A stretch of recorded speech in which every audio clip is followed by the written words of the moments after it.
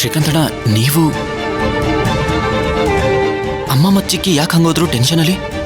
ಏನಾಯ್ತು ಅಣ್ಣ? ಅದು ನೀವು ನಮ್ಮನೆಗೇನು ಕೆಲ್ಸಕ್ಕೆ ಸೇರ್ಕೊಳಕ್ ಹೋದ್ರಿ? ಈಗ ಅದ್ರ ಬಗ್ಗೆ ಮಾತಬೇಡ. ಮೊದಲು ಒಳಗಡೆ ಹೋಗಿ ಅವರಿಬ್ರಿಗೆ ಸಮಾಧಾನ ಮಾಡು. ಸಮಾಧಾನನ? ಫಂಕ್ಷನ್ ಅಲ್ಲಿ ಏನಾಯ್ತಣ್ಣ? ಏನಾಯ್ತು ಅಂತ ನನ್ನ ಕೇಳೋದಲ್ಲ, ನೀನ್ ಮಾಡಿರೋ ಅವಾಂತರಗಳ ಬಗ್ಗೆ ನಿನಗೆ ಗೊತ್ತಿಲ್ವಾ? ಪಾಪ ಅಮ್ಮೋರು ಚಿಕ್ಕಮ್ಮೋರು ನಿನ್ನಿಂದ ಎಲ್ರ ಮುಂದೆ ತಲೆ ತಗ್ಸೋ ತರ ಆಗಿದೆ, ಗೊತ್ತಾ? ಅಮ್ಮಂಗೆ ಚಿಕ್ಕಿಗೆ ಯಾರು ಏನಂದ್ರು? ನಿನಗೆ ಅಲ್ಲೇನಾಗಿರ್ಬೋದು ಅನ್ನೋದೊಂದು ಚಿಕ್ಕ ಅಂದಾಜ್ ಕೂಡ ಇಲ್ಲ ಅಲ್ವಾ? ನಿನ್ನಿಂದ ನಿನ್ನ ಕುಟುಂಬ ಎಷ್ಟು ನೋವು ಅನುಭವಿಸ್ತಿದ್ದಾರೆ ಗೊತ್ತೇನೋ? ಯಾರು ಬರ್ಲಿಲ್ಲ ಅಂದ್ರೆ ಮದುವೆನೇ ಆಗ್ತಿರ್ಲಿಲ್ವೋ? ಯಾರು ಬರ್ಲಿಲ್ಲ ಅಂತಂದ್ರೆ ಶುಭ ಕಾರ್ಯ ಅರ್ಧಕ್ಕೆ ನಿಂತು ಹೋಗ್ತಿತ್ತೋ? ಯಾರ ಮುಂದೆ ನಾಲ್ಗೆ ಮಾತಾಡೋದಕ್ಕೆ ಹಿಂಜರಿತಿತ್ತೋ? ಅದೇ ಇವತ್ತು ಅದೇ ದಾಮಿನಿ ಅಮ್ಮವ್ರನ್ನ ನೋಡಿದ್ರೆ ಗೌರವ ಕೊಡೋದಿರ್ಲಿ, ಬಾಯಿಗೆ ಬಂದಂಗೆ ಮಾತಾಡ್ತಿದ್ದಾರೆ. ಊರಿನ ಜನ ಈ ಮನೆ ಮೇಲೆ ಇಟ್ಟಿರೋ ನಂಬಿಕೆ ಗೌರವ ಇಲ್ಲ ಒಂದೇ ಕ್ಷಣಕ್ಕೆ ತರಗೆಲೆ ತರ ಹಾರೋಗಿದೆ. ಅದಕ್ಕೆ ಕಾರಣ ಇರೋ ಗೊತ್ತಾ? ನೀನು.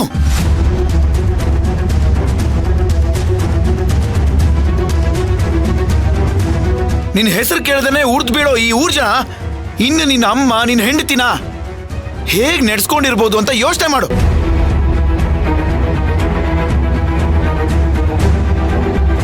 ನಾನು ಈ ಮನೆ ಮಗ, ರಾಯರ್ ಹಿರಿ ಮಗ. ನಾನು ಈ ಮನೆ ಊರು ಬಿಟ್ಟು ಎಲ್ಲೂ ಹೋಗೋದಿಲ್ಲ ಅಂತ ಬೀಗೋದಲ್ಲ, ಹಾಗೆ ನಡ್ಕೋಬೇಕು.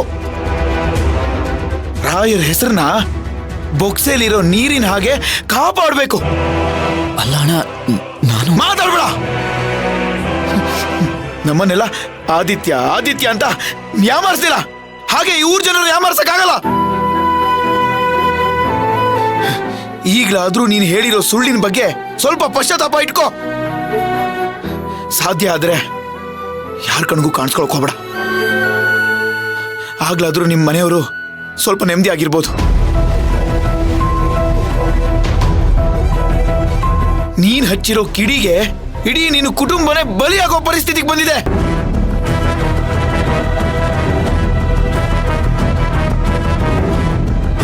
ನಮ್ಮ ಊರಿನ ಜನ ಪ್ರೀತಿ ವಿಶ್ವಾಸಕ್ಕೆ ಪ್ರಾಣನೇ ಕೊಡ್ತಾರೆ. ಅದೇ ಊರಿನ ವಿಷಯಕ್ಕೆ ಉಲ್ಟಾ ಹೊಡೆದ್ರೆ ಉಸಿರು ತೆಗಿಯೋಕ್ಕೂ ಹೇಸೋದಿಲ್ಲ. ನೆನಪಿರ್ಲಿ.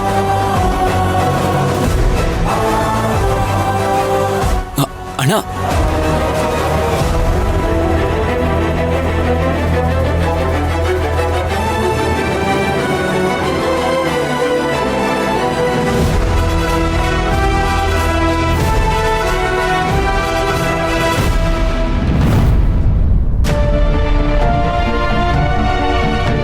ನಮ್ಮೆಲ್ರಿಗೂ ಆದಿತ್ಯ ಅಂತ ಹೇಳಿ ಮೋಸ ಮಾಡಿದ್ರು.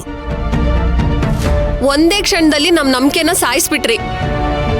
ನಿಮ್ಮ ಮೇಲಿರೋ ಚೂರು ಪಾರು ಗೌರವದಿಂದ ಹೇಳ್ತಾ ಇದ್ದೀವಿ, ದಯವಿಟ್ಟು ಇಲ್ಲಿಂದ ಹೊರಟೋಗಿ. ನಮ್ಮ ಮಗುಗೆ ನಿಮ್ಮಿಂದ ಅಪಶಕುನ ಆಗೋದು ಬೇಡ. ಲೇ ಇವಳೆ, ಇವ್ರು ಹೋದ್ಮೇಲೆ ಗಂಜಲ ಹಾಕಿ ಶುಚಿ ಮಾಡಿಬಿಡು.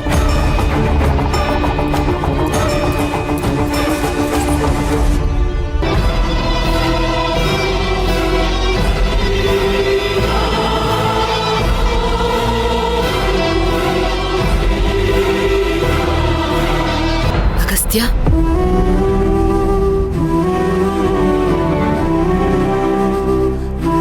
ಯಾಕೆ ನನ್ನನ್ನ ಬೈತಿಲ್ಲ? ಯಾಕೆ ನಿನ್ನ ಬೈಬೇಕು? ನಿನ್ನಷ್ಟು ಸಮಾಧಾನ ಯಾಕಮ್ಮ ಯಾರಿಗೂ ಇರಲ್ಲ? ಯಾಕೊಂಥರ ಇದೆಯಾ? ಏನಾಯ್ತು? ಗೊತ್ತಿಲ್ಲ ಅಮ್ಮ, ಏನಾಗ್ತಿದೆ ಅಂತಾನೆ ಗೊತ್ತಾಗ್ತಿಲ್ಲ. ಇಡೀ ಜಗತ್ತೇ ನನ್ನ ವಿರುದ್ಧ ನಿಂತಿದೆ ಅನ್ನಿಸ್ತಿದೆ. ಇಲ್ಲ ಕಂದ, ನಿಜ ಏನು ಅಂತ ನಿನಗೂ ಗೊತ್ತಿದೆ ಅಲ್ವಾ ಅಮ್ಮ? ನಿನ್ ಮಡ್ಲಲ್ಲಿ ತಲೆ ಇಟ್ಟ ಮೇಲೆ ಎಷ್ಟೊಂದು ಸಮಾಧಾನ ಅನ್ನಿಸ್ತಿದೆ ಗೊತ್ತಾ? ಕಂದ, ಇಡೀ ಪ್ರಪಂಚ ನಿನ್ ವಿರುದ್ಧವಾಗಿ ನಿಂತ್ಕೊಂಡ್ರು ಈ ಅಮ್ಮ ನಿನ್ ಪರವಾಗಿರ್ತಾಳೆ. ನಿನಗೋಸ್ಕರ ಇಡೀ ಪ್ರಪಂಚನ ಈ ಅಮ್ಮ ಎದುರಾಕೊಳ್ತಾಳೆ. ಅದ ನಿನ್ ಮರಿಬೇಡ. ನೀನ್ ಯಾಕೆ ಹೀಗಿದ್ಯಾ? ಏನಾಯ್ತು?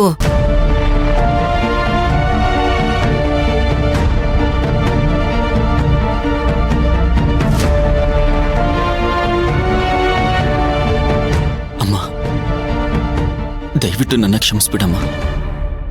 ನಿನ್ ಮಗನಾಗೋ ಯೋಗ್ಯತೆ ನನಗಿಲ್ಲ.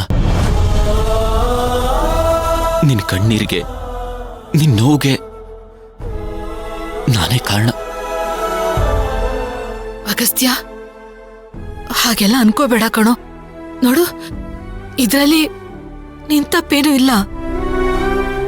ಸದ್ಯಕ್ಕೆ ಜನರ ಮನಸ್ಥಿತಿಗೆ ತಕ್ಷಣಕ್ಕೆ ನಿನ್ನ ಹೊಂದ್ಕೊಳ್ಳೋದಕ್ಕೆ ಕಷ್ಟ ಆಗ್ತಿದೆ ಅಷ್ಟೇ. ನೋಡು, ಇದೆಲ್ಲ ಮುಂದೆ ಒಂದಿನ ಎಲ್ಲ ಸರಿ ಹೋಗುತ್ತೆ ಅನ್ನೋ ನಂಬಿಕೆ ನನಗಿದೆ. ನನಗಿಲ್ಲ. ಬಂಡೆ ಮೇಲೆ ಬೆಳೆ ಬೆಳೆಯಕ್ಕಾಗಲ್ಲ ಅನ್ನೋದು ಎಷ್ಟು ಸತ್ಯನೋ ಹಾಗೆ ಈ ಊರಿನ ಜನಗಳ ಮನಸ್ಸಲ್ಲಿ ನಾನ್ ಜಾಗ ತಗೊಳ್ಳೋದು.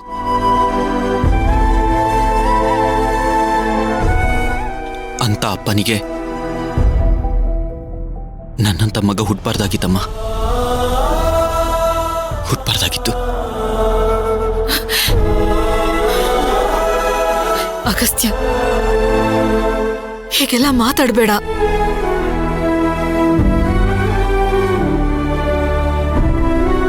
ಎಲ್ಲದಕ್ಕೂ ಒಳ್ಳೆ ಕಾಲ ಬಂದೇ ಬರುತ್ತೆ ಕಂದ. ನೋಡು, ಇವತ್ತು ಎಷ್ಟೆಲ್ಲ ಜನಗಳು ನಿನ್ನ ದ್ವೇಷಿಸ್ತಿದಾರೋ ಅವರೆಲ್ಲರೂ ನಾಳೆ ನಿನ್ನನ್ನು ಇಷ್ಟಪಟ್ಟು ಹೆಗ್ಲೆ ಮೇಲೆ ಹೊತ್ಕೊಂಡು ನಿನ್ನನ್ನು ಮೆರವಣಿಗೆ ಮಾಡ್ತಾರೆ ಕಣೋ. ಆ ದಿನಗಳು ಬಂದೇ ಬರುತ್ತೆ. ಎಷ್ಟು ಅಂತ ಸಮಾಧಾನ ಮಾಡ್ತೀರಾ ಅಮ್ಮ? ಇಲ್ಲಾಗ್ತಿರೋ ಎಲ್ಲದಕ್ಕೂ ನನಗೆ 1000 ಅನ್ಲಿ ಪರವಾಗಿಲ್ಲ. ಆದ್ರೆ ನಿನಗೆ ಯಾಕೆ ಅನ್ಬೇಕಮ್ಮ? ಯಾಕಂತಿದಾರಂತಾನೆ ನನಗೆ ಗೊತ್ತಾಗ್ತಿಲ್ಲ.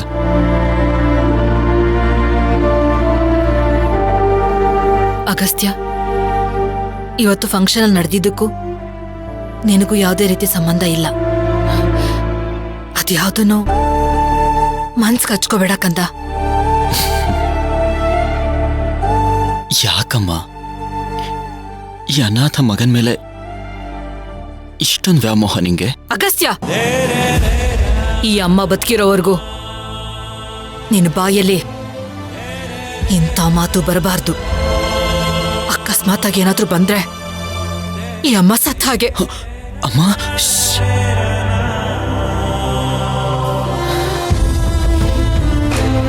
ಕಂದ, ಬಾಯಿಲಿ ಮಲ್ಕೋ, ಬಾ. ಈಗ ನೀನು ನನ್ನ ಮಾತನ್ನ ಮಾತ್ರ ಕೇಳಿಸ್ಕೋಬೇಕು. ನಿಮ್ಮಪ್ಪ ಏನ್ ಹೇಳ್ತಿದ್ರು ಗೊತ್ತಾ?